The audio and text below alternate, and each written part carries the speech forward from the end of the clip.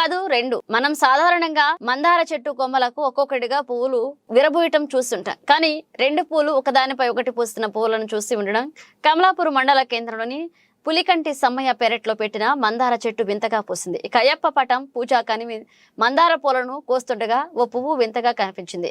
ఆ వింత ఏంటంటే ఒక పువ్వు పైన మరొక పువ్వు పూసి రెండు తంతెల పువ్వుగా కనిపిస్తూ ఆకట్టుకుంది. అయ్యప్ప పూజల ఇదే పువ్వులు ఉంచి పూజ చేయగా అయ్యప్ప మాలధారులను పూజ కోసం వచ్చిన భక్తులను ఈ రెండంతస్తుల మందార పువ్వు ప్రత్యేక ఆకర్షణగా నిలిచి ఆకట్టుకుంది. ఇక జన్యుపరమైన మార్పిడిలతో ఇలాంటి పూలు పోయడం జరుగుతుందని ఇది అసాధారణమని ప్రముఖులు చెబుతున్నారు.